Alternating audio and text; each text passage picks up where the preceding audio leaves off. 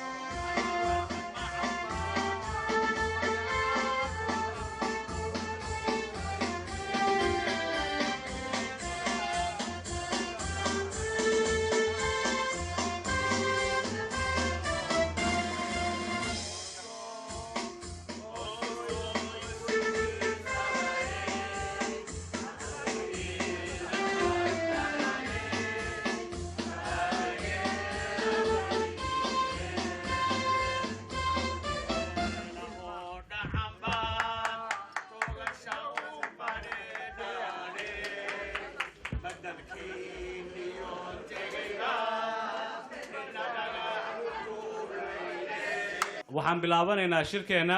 marka hore waxaan akhriyeynaa ajendaha iyo shirka siduu u socon doono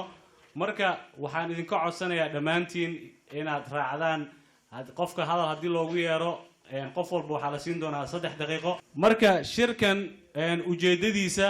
waxaan u malaynayaa inaan gadaasheeda ku qoranta ujeedadiisa waxa weeyaan oo aan maanta isugu nimid in aan u dabaaldegno baasitaanka iyo ansixinta la ansixiyay dastuurka Jubaland State of Somalia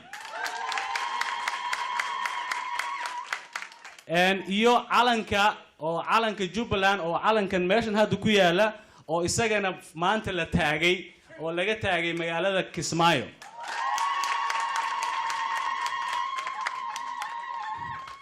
marka maanta oo ah bisha afaraad waa bisha April 4teeda waa maalinta sidoo kalena waa maalinta state-kan hadda aan joogno state of Minnesota calankeeda waxaa la taagay bisha afaraad 4teeda marka Minnesota ayaan la koosanaynaa iyadana waxaa la taagay bisha afaraad 4teedii 1890 marka waa arki kartaa difference inoo dhaxayn kara marka inagana maanta la taagay calankeena Jubaland State marka waxaan rabaa inaan isla fahano shirka ujeedadiisu waxa weeyaan number 1 inaan horta aan u dabaaldegno ansixinta dastuurka number 2 inaan u hambaliyayno dhammaan baarlamaanka yimid Kismaayo kuwa u soo socda baarlamaanka dawladda federaalka yimid Kismaayo kuwa u soo socda iyo kuwii hore u sii joogay iyo baarlamaanka iyo dawladda Puntland oo wafdigeedu uu maanta ka soo degay Jubaland waxaan kaloo u hambaliyaynaynaa oo fariin aan u direynaa iyadana dhammaan ummadda reer Jubaland ummadda Soomaaliyeed oo dhan iyo gaar ahaan ummadda reer Jubaland meel kasta ay joogaan waxaan kaloo fariin u direynaa iyadana oo meesha ka maqneen dawladda federaalka ee Soomaaliya ayaan iyadana fariin halkan uga direynaa waxaan kaloo marka ku soo gabagabaysanaynaa oo intaas la soconaysa taageero iyo kalsooni inaan siino shirka socda shirku wali uu socdaa qaybtiisa ugu horeysa oo baa dhamaatay oo ansixinta dastuurka marka shirkii isagana sabtidu haddana dib u furmi doonaa maanta Kismaayo waxay ku jirta dabaaldegii calanka marka waxaan rabnaa marka intaas inuu ku ekaado shirkeenu qof walbana inuu ixtiraamo oo uusan ka bixin toobigaas marka fadlan intaas baan shirkeenu ku saabsan yahay shir weyn oo xaflada oo markii state-ka la sameeyay waan samaysan doonaa marka qofkii halkan looga yeero oo inuu hadlo loogu yeero intaas ha ku ekaado fadlan waqtiga la siiyana waa 3 daqiiqo qof walba marka 3 daqiiqana ha lagu ekaado toobigan aan laga bixin waxaan ku soo dhaweynayaa hadda oo shirka inoo furi doona wakiilka boqorka Abdullaahi Ahmed Khair alhamdulillahi rabbil alamin والصلاة والسلام على أشرف المرسلين سيدنا محمد وعلى آله وصحبه وسلم أما بعد إخوتي ورانا السلام عليكم ورحمة الله وبركاته عادي عاد بان فرح سنة وجيالكينا واحد ودا وقت بدن وأنو كجرني وقع إنه سوى حين ما تفرحت وي قول جبلان قول جبلان قول جبلان قول وحان عادي دي كما هاد علينا يا سنة عاد وصو قيب قشان ووصو عمرتين إنه ما أنت ودبال دقنوه وقتك ويسكا قابل يصدح دقيقان يجري إنه ودبال دقنوه دستوركي مالتي نويد لا أنسحيي جبلان دستوركو وهجانكي ونظامكي وكلا دميتي وحكاه سيء وإيمان دونا وشروع دي يريري ولو نقبلها لكن دستور مركين ليادو وكي قود ولو نقمايو جبلان لو نقاي كماركا وحلا يهي دستوركو أهير كارو دستوركو هاتوسو إلهي إذا كيس وحن مرجينينا إلهي وحن وقبرينا جبلان meel lagu barwaaqoobo oo lagu baraaro colaad bay soo martay dhibaatay soo martay ilaahay inuu ka fujiyo dhibkii oo ay u dhaqaaqdo nadaam iyo barwaaqo iyo nabad ay ku waarto wax badan baynu qaylinay wax badan baynu raadinaynay Soomaali way isu tagtay Jubbaland way isu tagtay shacabkii way isu tagay waa la midoobay waa la isu tagay waxaan hambaliyo u dirayaa waxaan u dirayaa hambaliyo dadkii ergada ahaa oo ansixiyay dastuurka hambaliyo waxaan kaloo u dirayaa hambaliyo odayaashii iyo dadkii ka shaqeeyey oo hawshaa soo hirgeliyey halkaana soo gaarsiiyey hambaliyo iyagana hambaliyo baan leenahay waa idin hambalyeynayna ilaahay ajar khayr qabaa idinka siiyo waxaan kaloo leenahay oo u hambalyeynayna inta ka soo qayb gashay oo xildhibaanada ah وحمر كيمي كوا كلاتو ونيروبي كيمي كوا إرجدا ووزيرات وطانو كيمي بدلان همباليو يجنا أيدا بيرا نجوغنا بوايد سنة أيدا ورأيدا وحلنا هاي جبلان هنولاتو جبلان هنولاتو ما هايدنا بسيا جبلان هنولاتو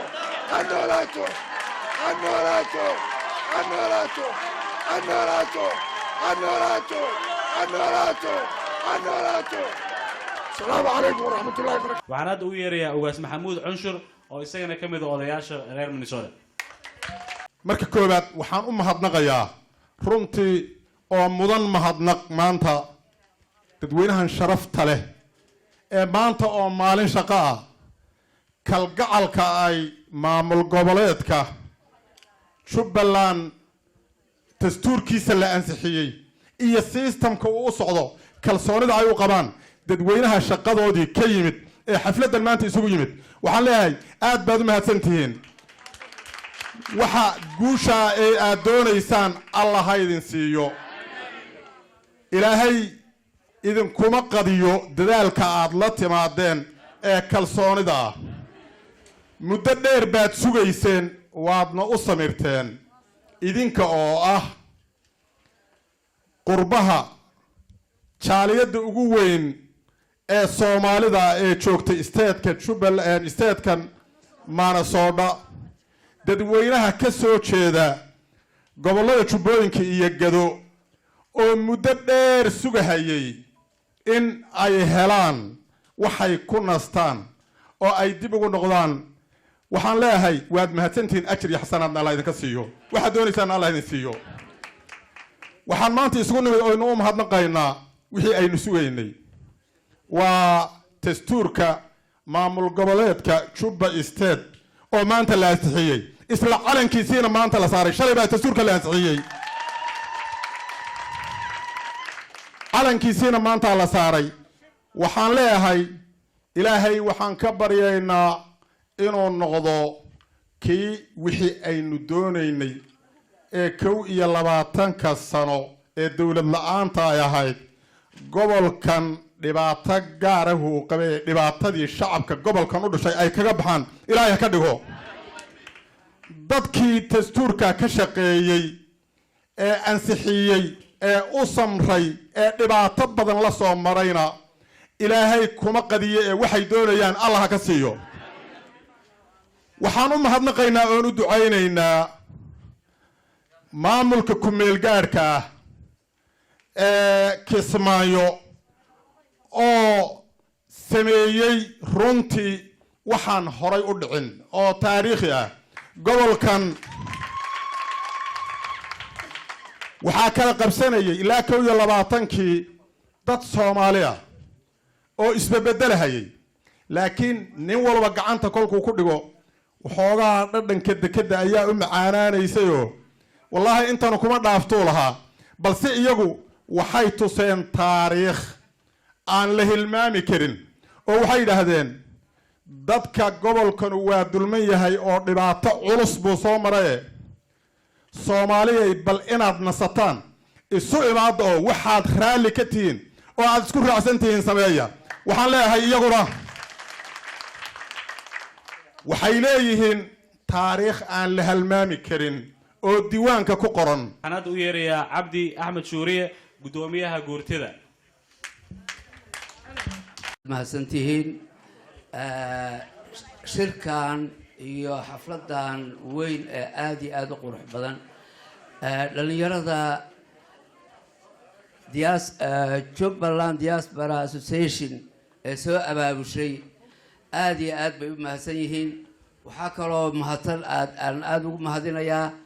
dadkan sharafta leh ee ka soo qayb galay ee awal hore waa la daahi jiray waxaan hal saac baan daahay awal horena markaan hal saac waqtiga ku imaado waxay ahaan jirtay in muxuu ahaa 2 saac la sii sugo hadda dadkii meel aan fadhiistaaban waayo markaan soo aan imid aad iyo aad baad u mahadsantihiin inta markaan ka gudbo daqiiqadaha yar baa la leeyahay waxaan u mahad celinaynaa oo aan muxuu ahaa xafladan ku soo dhaweynaynaa oo guriga ugu sameynaynaa Jubbaland dastuurkeedii la ansixiyey dadkii ansixiyey iyo dadkii oo ka soo qayb galay yaan u hambalyeynaynaa waxaan u hambalyeynaynaa baarlamaanka iyo muxuu ahaa wufuudda kala duwan culamaa udiin leh ganacsato leh dawlad leh ka soo qayb galay oo ilaa Puntland ilaa muxuu ahaa Nairobi ka soo qayb galay jacaylka iyo muxuu ahaa wanaagga kula soo qayb galay aad iyo aad baan ugu hambalyeynaynaa waxaan rajaynaynaa hadda wax alla wixii ka dambeeya in uu dhammaystirmo dawladdan dhalatay dastuurkeedii la sameeyey calankeedii la taagay muxuu ahaa horay inay u socoto yaan ilaahay uga rajaynaynaa aad iyo aad baad u mahadsantihiin Jubbaland ha noolaato ha hirgasho wasalaamu calaykum معاجن ما نرحين دمانتين وسلامتين هذا قلبت فرحة بنحدين إيه قلبت عيننا وبرشدة ونعاو برجي لبعض كتر أنو شو بنا ما تقانو كو قبسو قدي ما يصير كو هبسو أنا قاله وقايلين هيا لو ما دم صدق دا إريد شو بلان ينا أجار كودا صومري waxaan u yeerayaa haddana Saacadiye Xaaji Jaamac إن شاء الله بإذن الله الكريم وحنا نقول قنايا وحنا لي هاي نكى قلا دستايو قارن هالنقون قبل كأجوج وقايل روح تجد دقة كلا قيبي خبيه فوق الريو فرتي مجان بو مركي فاصل الله وقتي فرح الله هذا في يورك الله ركب ركي كفر هذه ما تفكرين مرا لو يري أنا ما أرن أدرى حنا لي congratulation Jubbaland هذا يدب يوحرودي مجال كل شيء مجال ديدي سبيشالي مجال كسمايل اللي راحده كل هم بليان لي هاي سبهايس هم بليان لي هاي دولة ده نحن لي عدالة لون أروح أنا أرجعيننا كسمايل واحد جري ويا الله يقانو أنت دقيتنا والله يقانا أنت تهينا والله يقانا أنت قرنكم والله يقانا نبض خيرك هالغطليو سعدي حاجة على ذاك اسمه ينقل شيء حافظ على لي السلام عليكم وضي عشان وفدي أنا اسمه يوكها السلام عليكم ورحمة الله وبركاته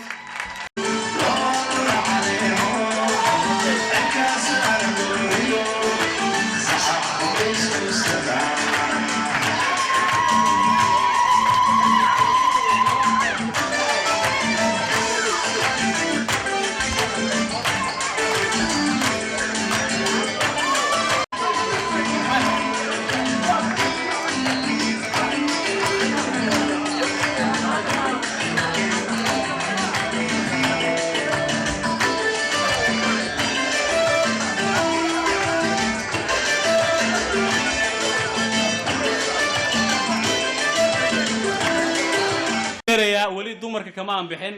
رجع حقها يردوا القاتان برامبور بان هذا آذينا لنا برامبوركا وحينو برامبور يسا أو بانتا عن كسر وين هالكن فاضمة تاني. السلام عليكم. aad baan idinku mahadcelinayaa dhamaantiin waqtiga qaaliga ee aad soo geliseen maaragtay shirkan aad uga soo qayb gasheen maalin shaqo ay tahay shaqo ayna sugayso daniyo oo dhan oo aad soo dayacdeen oo runtii sida qeyrada leh maaragtay iyo farxadda ku dheehan tahay waxaan u maleynayaa magaciga daaweyn baan wataa actually anu ina taani maahay aniga ina taani baa dhalay marka dadku waxa weeyaan naanastan baa la igu yeedhaa waxaan leeyahay allow jubbalanay calankaaga laga cabsado oo allow ciise gaara iyo cudud wayn ku sii oo allow cadowgaagu cagtaa hoose u gala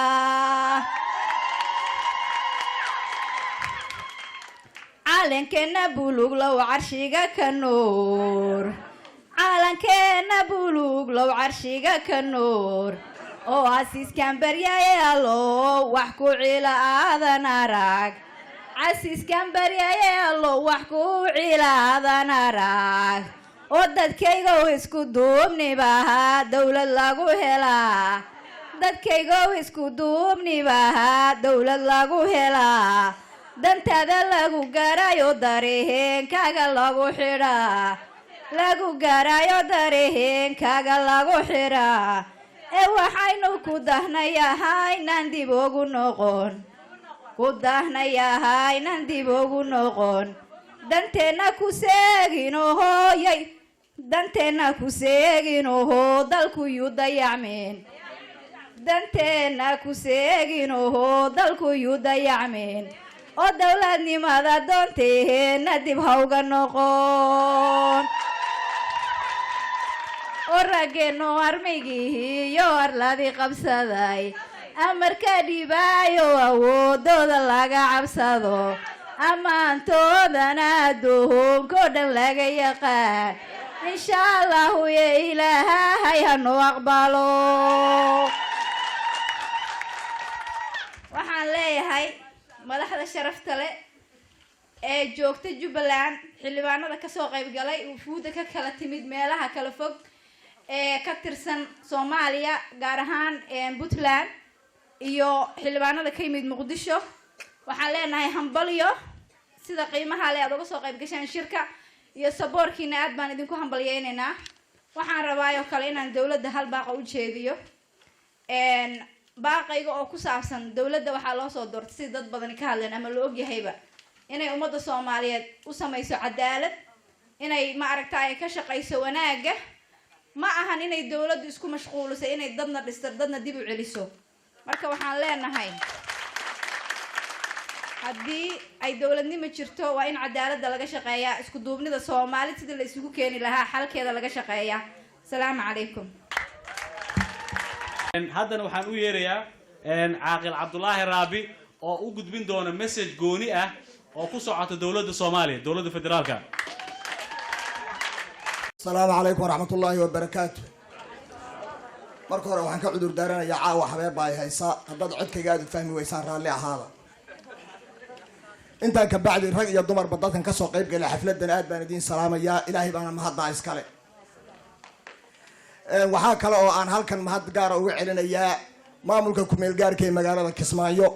sida dhibaato kasto iyo xadgudub kasto iyo culays kasto oo ugu yimid ay dhabarka ugu dhigteen ay uga dabaasheen waxaa kale oo halkan uga mahad celinayaa saxiixayaasha isku dhabar jabiyay inay arrintani fusho waxaa kale oo halkan uga mahad celinayaa guddiga qabanqaabada ee habeen iyo maalinba aan seexanin ee u taagan waxaan halkan uga mahad celinayaa xildhibaanada Soomaaliyeed ee isu xil saaray inay arkaan maamul goboleedada inay ka qayb galaan maamulkiisa hirgeliyaana federalismka waxaa kale oo halkan uga mahad celinayaa dawlad goboleedka Puntland shacabkeeda iyo dawladeeda qaaliga ah runtii nagu noqotay bar aan naga go-aynin meesha ay iska taageen soomaalinimada federaaleysimka hirgelinta Jubbaland intaa haddii aan ka gudbo dowladda waxaan leeyahay shacabku waa shacabkiinii idinkuna dowladdanadii baa tihiin waxa weeye ilmo yar haddii aad dhasho oo ilmahaasi uu xogaa adugu aad u begi weydo aabbaha haddaad u begi weydo sida uu u socdo inaad ula ficiltanto ma fiicna waxaa wanaagsan inaad adiga laftigaagu weji dabacsan inaad u muujisaa fiican dowladda waxaanu u muujinaynaa weji dabacsan waxaanu leenahay madaxweynaha jamhuuriyadda federaalka ee Soomaaliya mudane Xasan Sheekh Maxamuud dadka ku nool jubbooyinka weli jaanis bay ku hayaan waxaanu ku leenahay waa shacabkaagii waxay u ooman yihiin inaad madaxweynahaagii oo dhab ah inaad madaxweynahooda dhab inaad noqoto waxay u ooman yihiin inaad tusaale iyo talo fiican aad siiso waxay u ooman yihiin inaad dhex timaado waxay u ooman yihiin inaad ummadda iyada ah aad u muujiso rabitaanka ay dowladnimada rabaan adna inaad shacabkooda rabto inaad u muujisaan ka jeclaan waxaan leeyahay oo kale dowladdu dhaliilay leedahay dowladdu dhaliilahay leedahayna in la sheego way fiican tahay haddaan loo sheegin qofka dhaliilaha uu leeyahay ma fahmo dhaliilaha uu leeyahay kow waxaa ka mid ah shacabkii ka qaxay meesha la yidhaahdo Bakool ilaa iyo hadda madaxweynaha iyo guddiga fulinta ee dowladdu wax ka hadlay aanu ma ana arag wax loo geystay oo caawimo ana ma ana arag horta ummadda reer Jubbaland waxaan ka codsanayaa ummadda meesha ka qaxday ee walaalaheena inaynu wixii taakulayna in heli karo oo degdeg inaan la gaadhno oo Soomaalinimo way u taagan tahay ummadda reer Jubbaland Soomaalinimada way u taagan yihiin dadka qaxay ee walaalaheena ee Bay iyo Bakool ka qaxay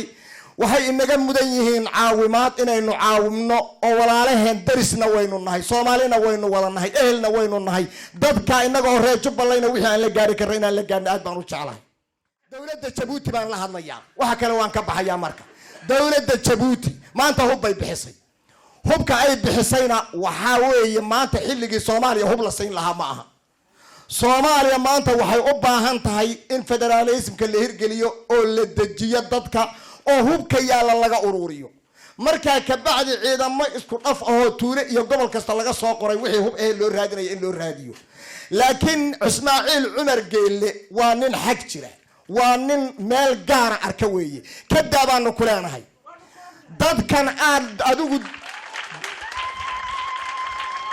dadkan aad adigu jeceshahay in hubka aad bixisay lagu gumaado waa dadkii Djibouti xoreeyay weeye waa meesha waxaa fadhiya raggii habeen iyo maalin kabaha bududka abeesadu ay ku cunaysay low yacade waa Maxamed Siyaad Barre Allah u naxariistay habeen iyo maalin muusa seexanin in Djibouti ay xorowdu ku dadaalay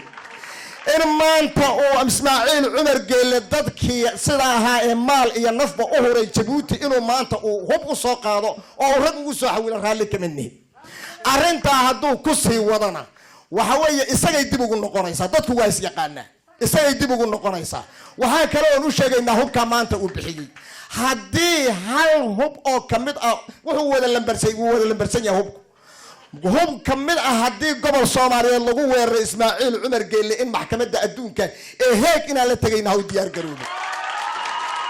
haweeye Ismaaciil Cumar Geelle annagu wixii aanu naga mudnaa ma aanan ka helin ummadda Soomaaliyeed marba nin baa hoggaanka u haya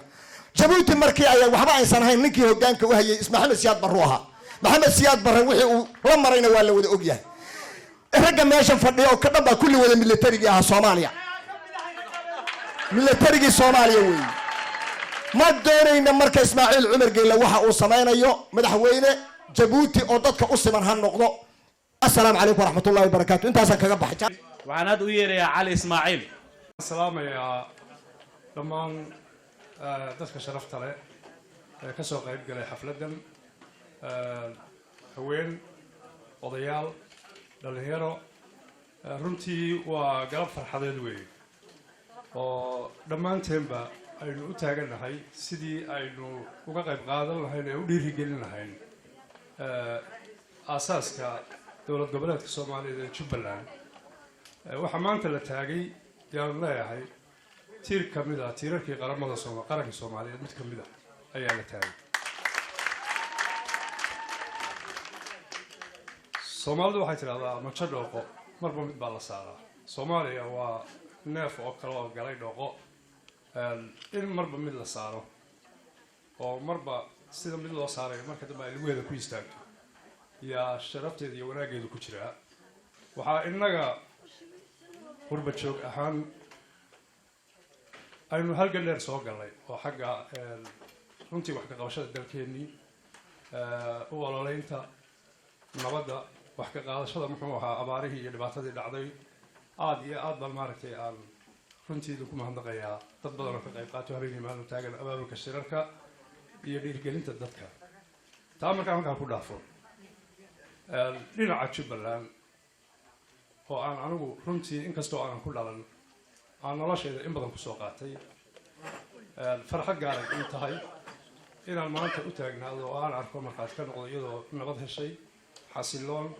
dadkii deegaankaas oo dhammaantood ayagoon qabiil u kala soconayn ay ka midoobeen inay dhistaan nidaam iyo system ka saara colaadda iyo dhibaatada ay soo mareen waxaan leeyahay hadalkayga aan ku soo koobayaa dhinaca dowladda Soomaaliyeed waxaan leeyahay ma habboona inay samayso intimidation ay iyadu farageliso oo ay maaragtay farageliso dadkaas Soomaaliyeed ee iyagu dowlad goboleedka samaystay ee iyaga garab istaagaya runtii waxaan leeyahay dowladda ha ka joojiso muxuu ahaa intimidationka waxaan kaloo ku darayaa hadalkayga idinku iga raali waxoogaa ansaayati baan qabaa oo ugu badan galabtee haddii la taagay dowlad goboleedkii Jubbaland haddii la dhisay muxuu ahaa constitutionkii la ansixiyey haddii muxuu ahaa calankii la taagay waxaan filayaa inaga qurba joog ahaan inayn intaa inaga ekaan sidii aynu u dhammaystiri lahayn uga qayb qaadan lahayn sidii sharci loo dejin lahaa sidii doorashada loo abaabuli lahaa wax looga qaadan lahaa inaynu ka qayb qaadan lahayn intaa kaga hadlay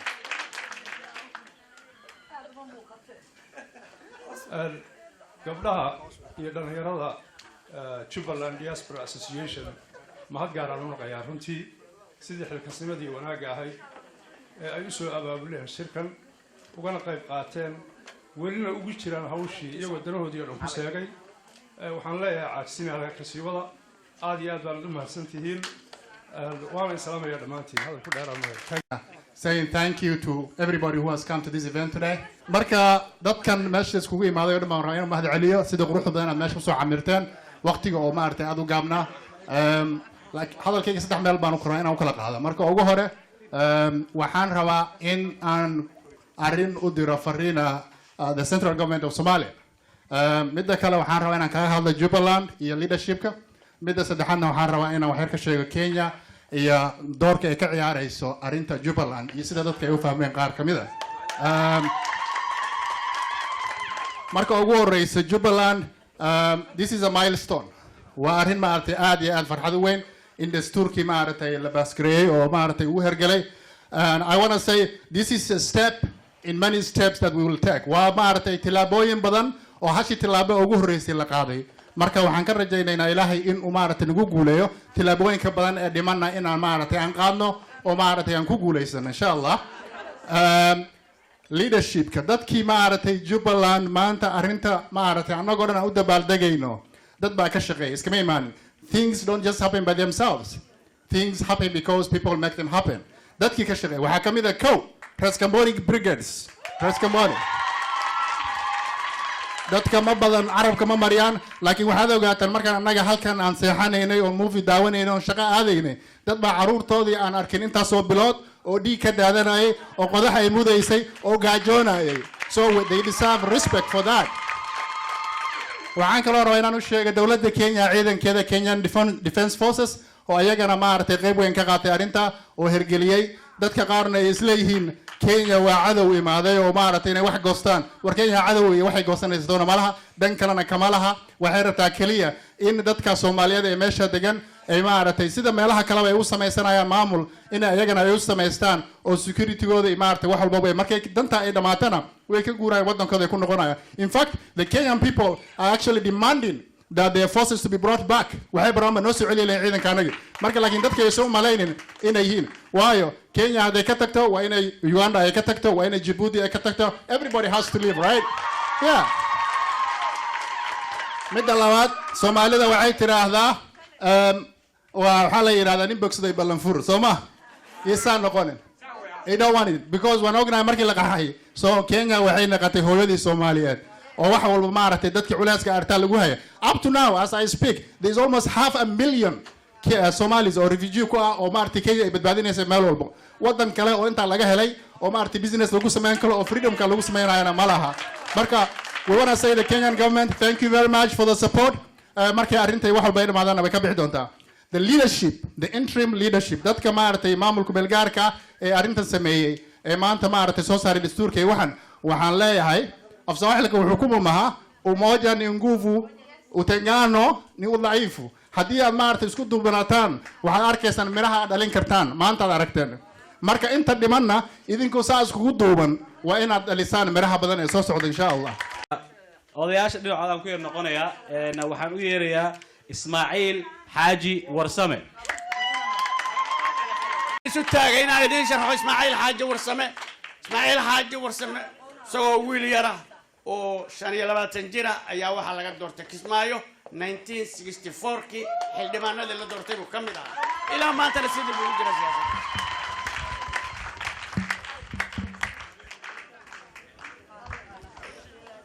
Bismillah. Alhamdulillah. والصلاة والسلام على رسول الله. السلام عليكم ورحمة الله وبركاته. ولكن محمد سعيد هو شرحي لكن دا يدينا هو شيء وقال طبعا هذا نقوينا مركز كوات waxaan mahad iyo bogaadi u jeedinayaa dhalinyaradii isku xilqaantay inay soo abaabulaan xafladan lagu taageerayo Jubaland State aad bay u mahadsan yihiin waana ku amaanan yihiin. waxaan bogaadinayaa maal u jeedinayaa dadkiinaan sida xadaafka u hiya kacay oo ay ila tahay caawi qof kasta oo idinkeedin kamid ah inuu jeclaan lahaa inuu Kismaayo dhex istaago oo uu ka qayb qaato meelmarinta shirka ka socda Kismaayo ee lagu dhibada loogu aasayo dowlad goboleedka Jubaland State. runtii waxa weeyaan arrin aad iyo aad loogu farxay. waxaa ku farxaya anaga waa ku farxaynaa ummadda Soomaaliyeed ee waxgaradkan way ku farxayaan. waxaan ka xumahay inay jiraan dad leh looma dhama ama dad leh hal sugo waqtiga la dhisi doono Jubaland State ama dad kale annaga ayaa u magacaabayna qof maamula. arrimahaas oo dhan waa arrimo aad iyo aad aan uga xumahay. waxaase i bogsiinaya dadka hawsha wada oo gartay inay hawshooda waxba u hakin. waxaan ammaan iyo bogaadin u jeedinayaa dadkii dhalinyarada ahaa oo u soo halgamay in Jubaland State ay dhibada u aasaan u soo halgamay in ummadii Soomaaliyeed ee dhowrka iyo 20 sano dagaalamaysa inay isu keenaan oo gacmaha ay isku saaraan oo maanta hal dhinac ay ka soo wada jeedsadaan. dadkii hawsha u horseeday aad baan ugu bogaadinayaa una amaan.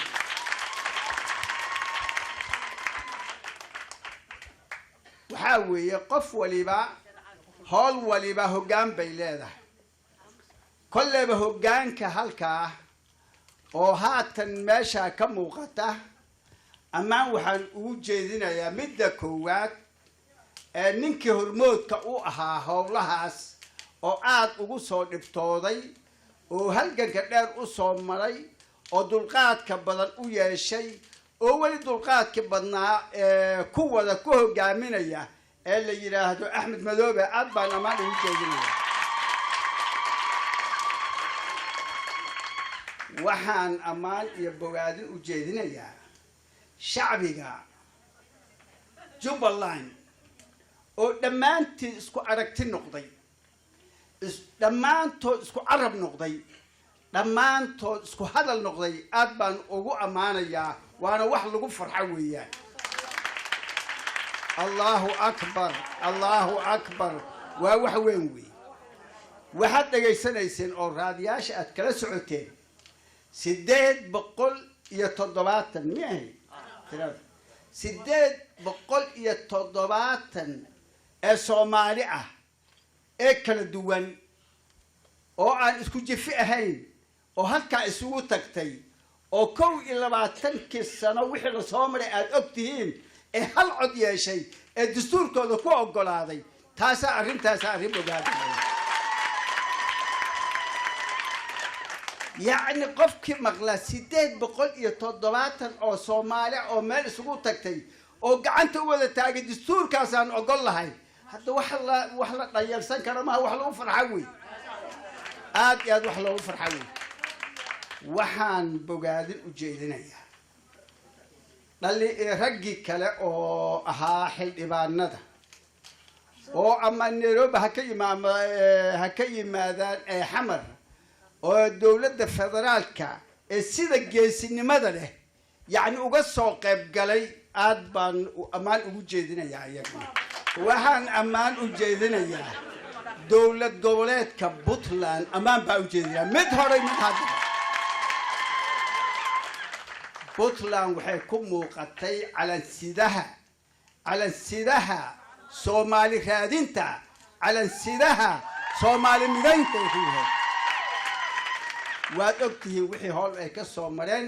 markastana Jubbaland state ragga ku howlan bay garab taagnaayeen maantayna shirki bay ka soo qayb galeen aad la socoto waxaan jeclaan lahaa waqti illa isiyo hadda ma aha yani aan u sharaxo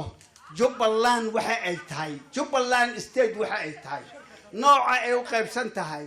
يعني حديدة قابك أو أسمى يسنتهاي هدي عن شرحه قف بري جوجي لها إذنكم ما جرتوا لما أنت تجدات راسل هذين Jubbaland waxay tahay marka aan sharaxo marka koonfur waxa ka xiga badweynta Hindiya ayaa qoyda oo badda yani macada ku jirta kama sheekeen karo waqtigaas dambe ayaan u dhiganayaa inaan ka sheekeeyo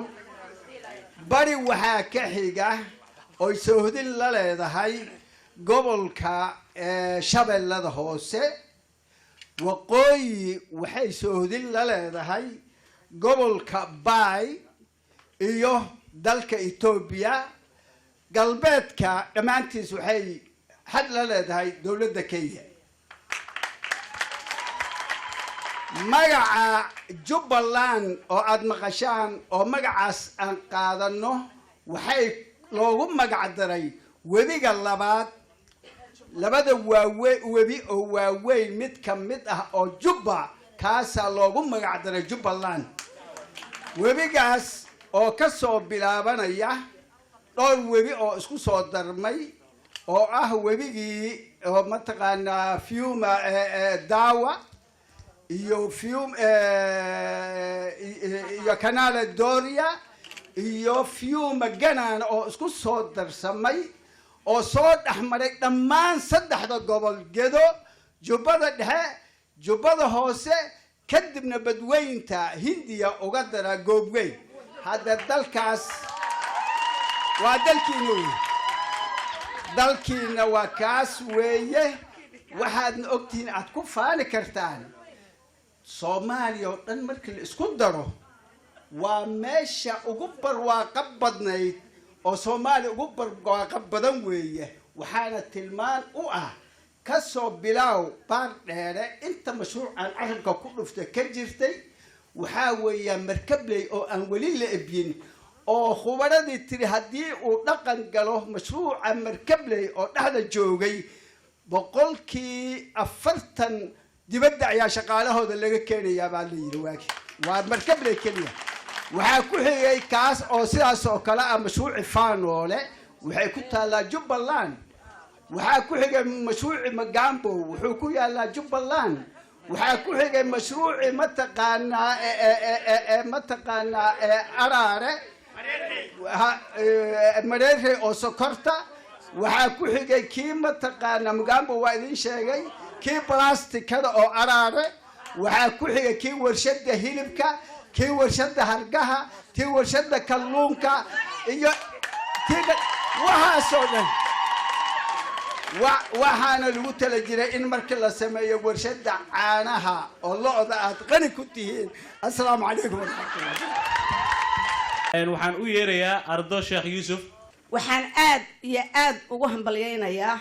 sida dadka iga horreeyay ay sheegaan ragga noo sameeyay maanta farxadda aan intaan isugu nimid si xitaa aanu anaga dhagargariid baan ku jiraa si aan u hadalo aanu garan la'nahay marka waxa weeyaan ilaahay waxaan ka baryahayaa sharaf iyo cisi ilaahay siiyo sharaf iyo cisi ilaahay inuu siiyo hadday tahay kuwa joogay hadday tahay kuwa israacay ee isku midka noqday hadday tahay kuwa Nairobi ka yimid ragga Nairobi ka yimid waxba hebelena ma dhahayo hadday tahay kuwa baarlamaanka ee xamar ka yimid hadday tahay kuwa Puntland ka yimid hadday tahay kuwa taageeray ilaahay waxaan u baryaynaa sharaf iyo cisi in ilaahay mataqaana uu siiyo oo waxa ay noo qabteena alla maartay uu ku guuleeyo inta markaan ka gudba halka si badin mahaye dadkiina halka isugu yimid aad iyo aad ma hadsantihiin aad baan ugu faraxsanahay waa meeshaan ku dhashay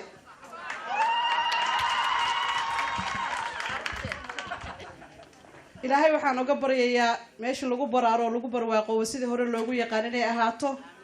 dhibaatadan ilaahay ka qabto ilaahay taas aan u baryayaa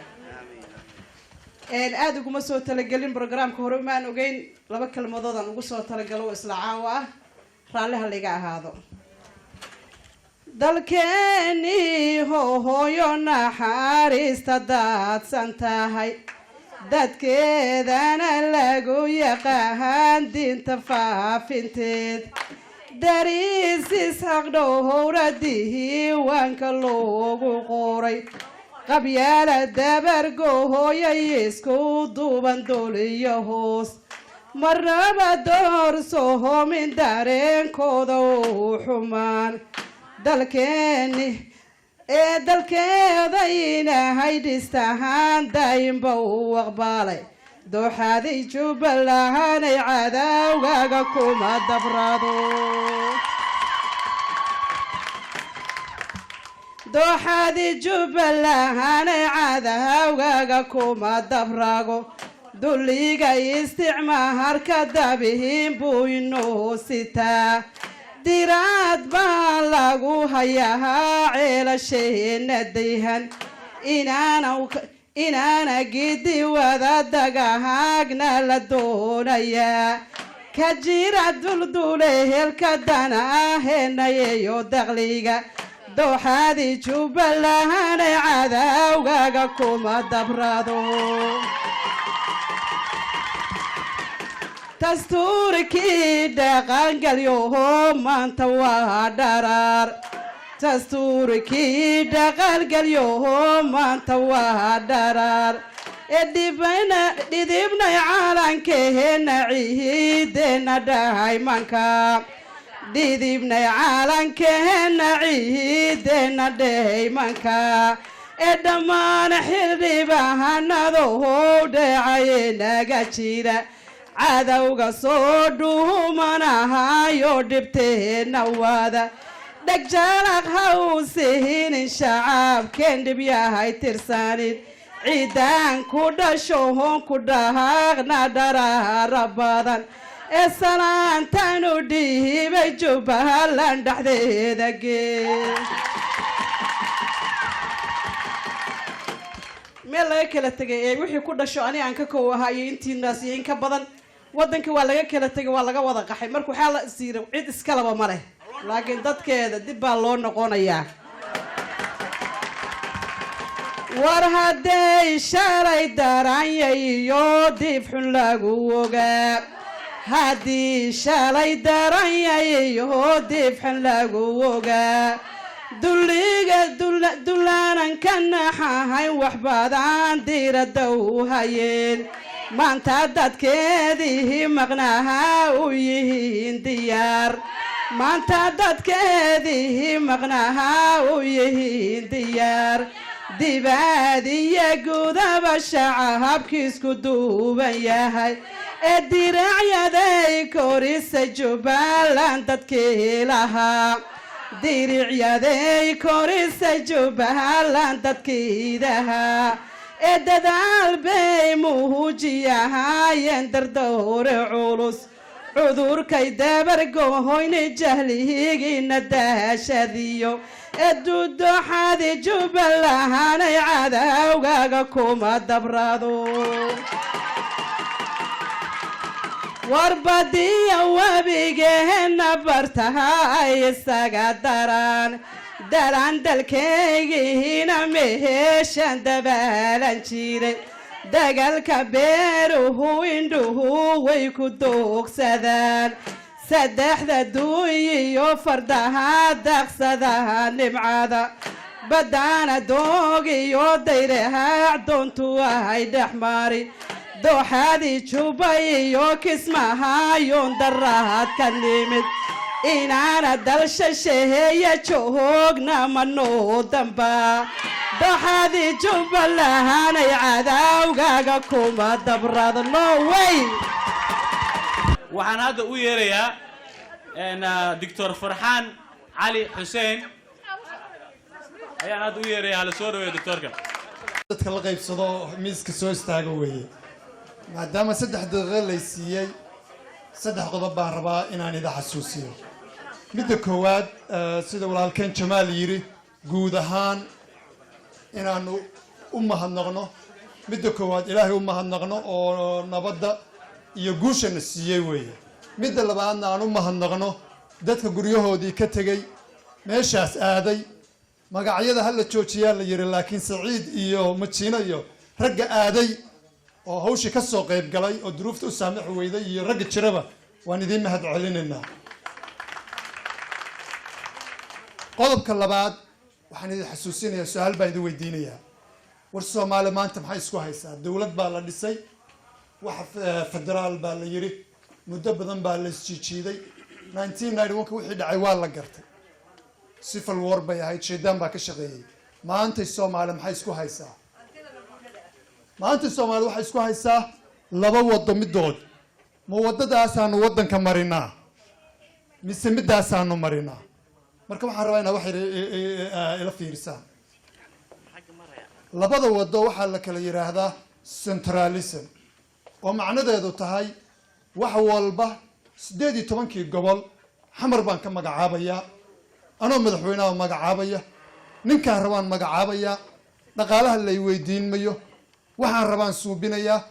waa dawlad walba oo burburtay wadaday ku burburtay weey sababtoo ah hal qof kaliya marka dambe moogtahay dadku soo dictatorship waad garanaysaa dawladood baa isku jira Mareykan baa maanta joogtaan federaalku sharci buu leeyahay stateku waa dawlad gaar ah sharci bay leedahay county-ga waa garanaysaan Harbin County soo ma deganin sharci buu leeyahay iyo maamul gaar ah magaalada Minneapolis booliiska yaa maamula maayarka yaa doortay waxaa doortay shacbiga doortay maanta waxaan leenahay madaxweynaha fariin u diranaa please sharcigii sidaas ahaa kor ka soo hoos ka soo bilaabanayay nabadda wadanka hoos baa laga soo bilaabaa waa gurigaas balaagadiisa qodobka ugu dambeeya oo ku soo gabagabeynayo waa responsibility-ga shacbiga qof kasta oo Soomaaliya oo inagu aan ku jirno oo madaxweynaha ku jirno waajibaadka saaran waa maxay waan garanaynaa diin ahaan waajibaadka noo saaran waajibaadka saaran waxay tahay waa badan yahay waxaa ugu muhiimsan qof kasta inuu codeeyo oo maanta markii wax lagaaga bahda aa codaysid waxaa maraykanka oo kale ka mid ah haddii waddankaaga lagu soo duulo cadow dabadda inaad difaacdid marka responsibilitygaasaa ka mid ah innagoo dhan bayna saaran tahay waddankeennii guud ahaan sharciga in lagu socdo responsibility waxaa ka mid oo aadka ugu muhiimsan sharciga in la adeeco sharciga in la adeeco xaafaddaad degan tahay bannaanka qashin ma ku tuuri kartaa waa sharciga magaalada in la adeeco sharciga countiga la adeeco sidoo kale haddaan Soomaali nahay waxa halkaan keenay sharcigii baan la adeecin soo maaha madaxweynaha ka bilaabanaysa in sharciga federaalka la adeeco haddii kale wax dhismaya male hoos bay u daadegaysaa mas'uuliyadda innagana saaran shakhsi ahaan in loo soo daadego weeye waa mahadsantihiin waxaynu nahay ummad islaam ah waxaa loo baahan yahay shacairta islaamka in la muujiyo mar kasta waxaynu nahay ummad daashay waxaynu nahay ummad la dhibay waxaynu nahay ummad soo qaxday waxaynu nahay ummad ilaa hadda badda isku tuuraysa oo aan kala garanayn meeshay u socoto iyo meeshay ka timid waxaynu u baahannahay badbaado ilaahay subxaanahu wa tacaala inayna badbaadiyaan u baahannahay waxaynu u baahannahay hogaamiye daacad ah oo ilaahay ka baqaya oo ina badbaadiyo guntiga ayna qabto yidhaha war ka jooga dabka ayaynu u baahannahay waxaynu u baahannahay halowma jara wax kastaynu u baahannahay wax kasta ayaynu u baahannahay waxaynu u baahannahay ummadda joogta xeryaha qaxootiga ee 600 ee kun ee qofa inay noqdaan baynu u baahannahay dhul nabada in loo abuuraynu u baahannahay waxaynu u baahannahay hogaamiyaha aynu u baahannahay waxa weeye hogaamiyaha noocaas aynu u baahannahay halgankii ay weli ma dhammaan waxaynu u baahannahay inaynu nahay dadka runta ah ee ummadda Soomaaliyeed ee qaranka Soomaaliyeed hoggaankiisa xaq u leh inaynu nahay iyo in kale in la muujiyo oo dhab looga sheego ayaynu u baahannahay uma baahnin been afkaynu ilmaheenu ku soo qaadanay halkan baynu la nimid ma fahamtay waxaynu halkan u nimid maxay ahayd nolol iyo nabad baa loo baahan yahay Jubbaland inay ka dhacdo ninkii doonaya in wax kale uu ka sameeyo ma ku raacayno wabillahi tawfiiq wasalaamu calaykum waraxmatullahi waxaan hadda u yeerayaa maxamed saciid waxaan hambalyadayda u horeeya u jeedinayaa fanaanada qaranka Saada Cali Warsame waxaan tan labaadna u jeedinayaa xildhibaanada soo gurmaday oo kasay xilkooda inay tahay inay isu soo dhaweeyaan dawladda iyo state inay isu soo dhaweeyaan xilkooda inay tahay hadalkii waan badiyay waxaan kaliya ku soo gabagabaynaya meeshaas waxa laga helaa beeraha badda iyo barta saddexdaas Soomaaliyeed qata iyo ganacsiga isku xidhayo oo dekada iyo airport meesha waxa ku noolaan jiray Hindi oo waxa ku noolaan jiray Talyaani oo waxa ku noolaan jiray Arab oo waxa ku noolaan jiray Baljuun oo waxa ku nool intaas oo qabiil oo Soomaali ahayn baa ku nool nin walibana danihiisu wut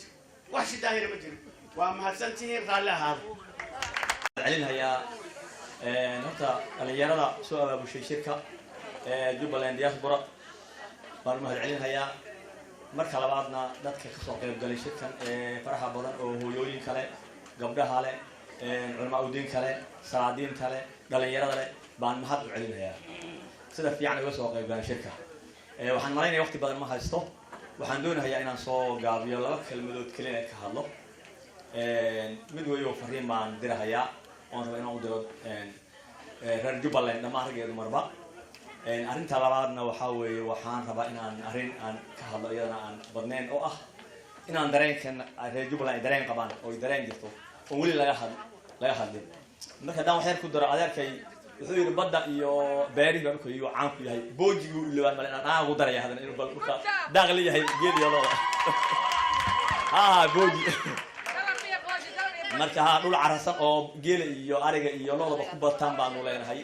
oo saddexeeya marka dhulka nimcadaasi badan intaasi meesha fadhidaya iskale fariinta aan u dirahayo waxa weeye reer Jubbaland waa hal dhalinyaro waayeel oday culamo salaadiin dhammaan waxaan u dirahayaa fariintaan u sheegahayaa reer jubbaland waxay tahay in aan idaacada aan iskaga fariin aan wanaagsanayn dad waxaa jira fariimaha ka diro hawada ayagoo aan u fiirsanin waxa ay ka hadlayaan internetka geliyo waxa ay ka hadlayaan marka insha allahu tacaala taasi waa fariin waxaan aad mahad ugu celinayaa oon ka boodiyo arrinta ujeedada iyo inaan ka dhex baxo topiga aynan ahayn raallin haliga ahaado maamulka Jubbaland state ayaan mahad celinayaa calankaasi iyo dastuurka la isna mahad celinayaa dadkii soo abaabulay asalaamu calaykum waraxmatullahi wabarakaatu waraxmatullahi wabarakaatu ilaahay baa mahad iskale aynuna ka rajaynaynaa wixii khayr ah oo aynu jecel lahay oo inuu inoo fududeeyo ina siiyo ma hadda labaadna waxa le dadkii soo abaabulay xafladan quruxda badan aynu doonayno inaynu ku muujino shucuurteenna iyo waxaynu muxuu ahaa doonayno iyo inta kasoo qayb gashay oo kale oo iyana taageerayaasha ah oo muxuu ahaa aada iyo aad u soo camiray meesha aada iyo aad baa arrintan looga hadlay raggii ina ka horreeyey iyo gabdhihii sida wanaagsan buraanburka ugu muujiyey waxay meeshu ahayd iyo waxay ahaan jirtay iyo wax la doonayo hadda intaba markaa hadal badan ahaan ma buuxshaa la yidhi waxaa loo baahan yahay dadka hawshaas soo galay oo usoo dhabar adeygay oo muddada dheer u seexanayay dhaxanta iyo dhibaatada naftoodana u huray in loo duceeyo rabbiga qaadirka inuu ka siiyo ajar dadkii la dhibay oo dhulkooda laga qaaday oo aada iyo aada xanuun badan oo muddo dheer socday ilaa 1991 nimankii hadda laga saaray oo meesha lalahaa dhulwaayaday qashaan dad markay waayeen xoolo iyo dadba dhameeyeen ilaahay uu ka kaxayey marka waxaan leeyahay ilaahay muxuu ahaa Jubbaland state ha ka dhigo mid aayatiin leh mid loo aayo mid waxa la doonayo oo dhan dhibaato lagaga baxo mid dadka oo dhan cadaaladu samaysa ilaahay saasaynu ka baryaynaa barwaaqada ilahaan jirtay oo loo la yiqiin oo meel walba looga iman jiray ilaahay u soo celiyaanu leenahay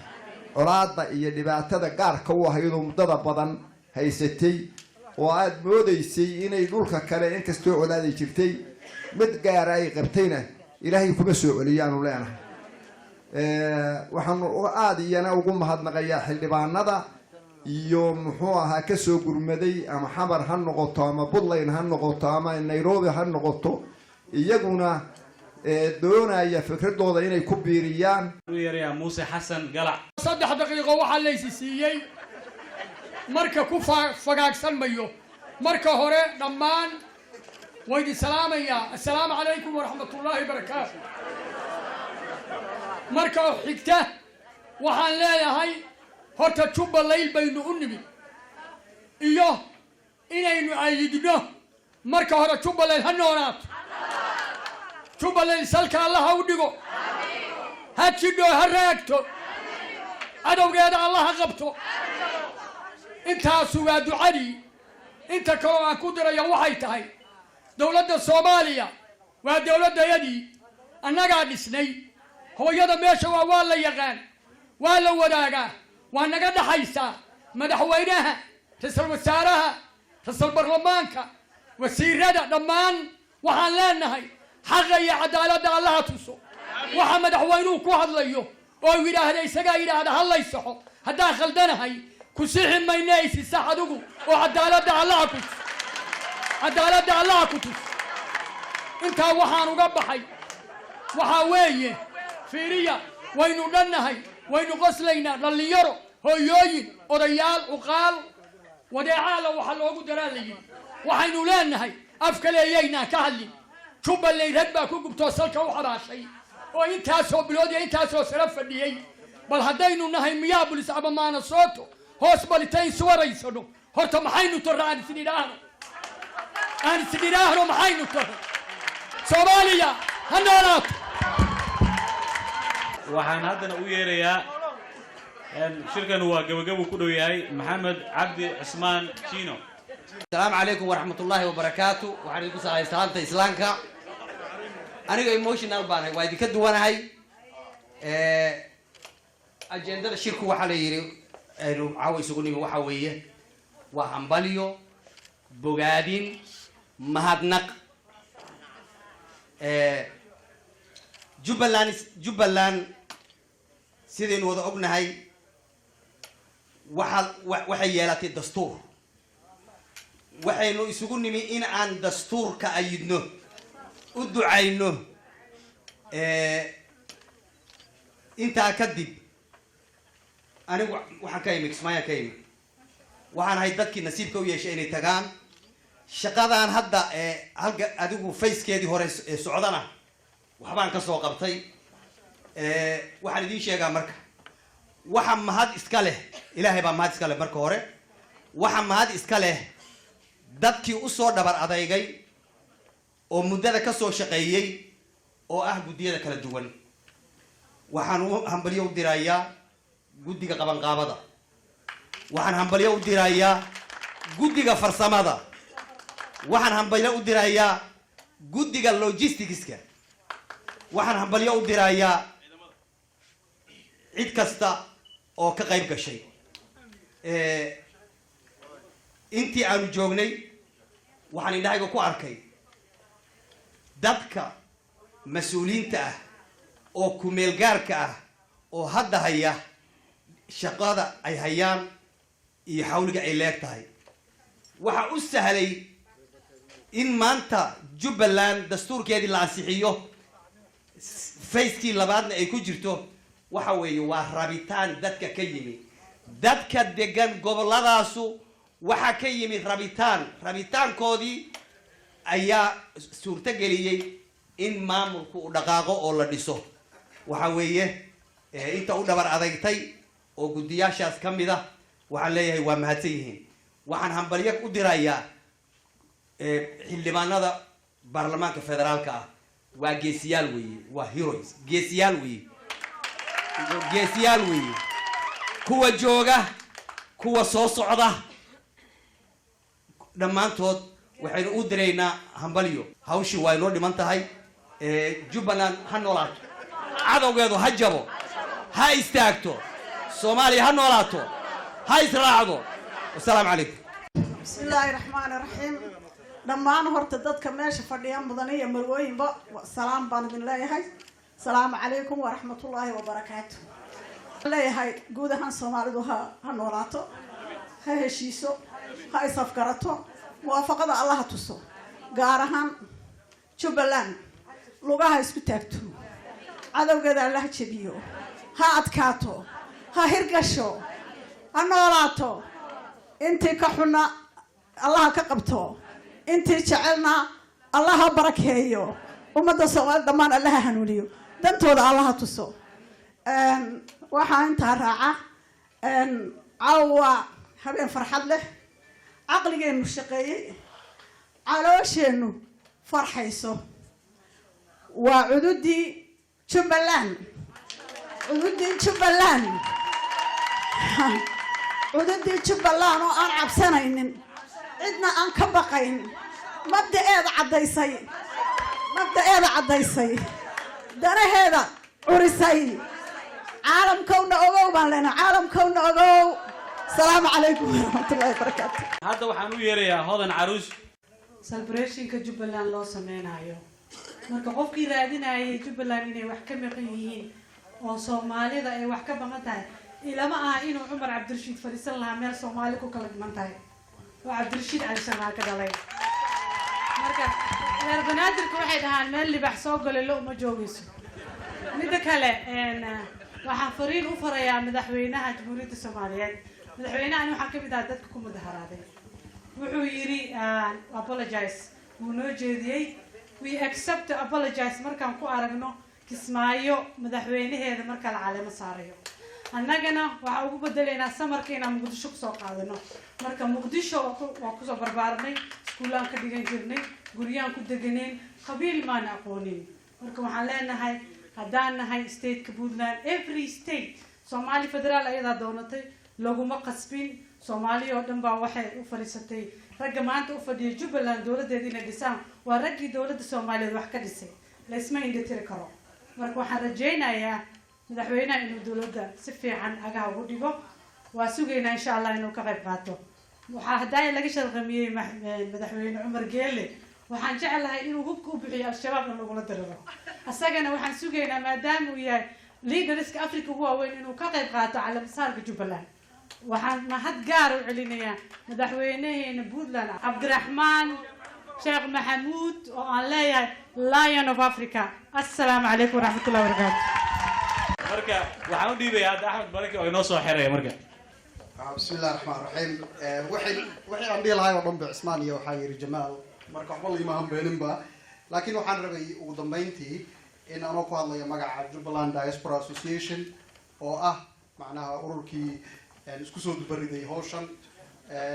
sida fiican macnaha naga soo qayb gasheen inaan marka hore idin salaamo idin mahad celiyo marka xigta inaynu anagu hambalyo iyo bogaadin iyo salaam aynu u dirno dhammaan ergada joogta Kismaayo jaamacadda oo waliba meel aad ugu dhow ah xaafadii aan ku dhashay aniguna sharaf weyn ii leh salaan ayaan u direynaa waxaan rabnaa oo kaleeto inaan idiin sheegno Jubaland Diaspora Association arrimihii loo sameeyey gaar ahaan looga sameeyey North America iyo qurbahaba in maanta macnaha ay bilaabatay mar walbana ay diyaar u tahay in community-ga aynu ka dhalanay aynu ka soo jeedno arrimihiisa meel kasta oo aynu geyn karno inaynu geyno idinkuna aad nagu taageertaan naguna garab istaagtaan waa salaamantihiin viva Jubaland ha noolaato asalaamu calaykum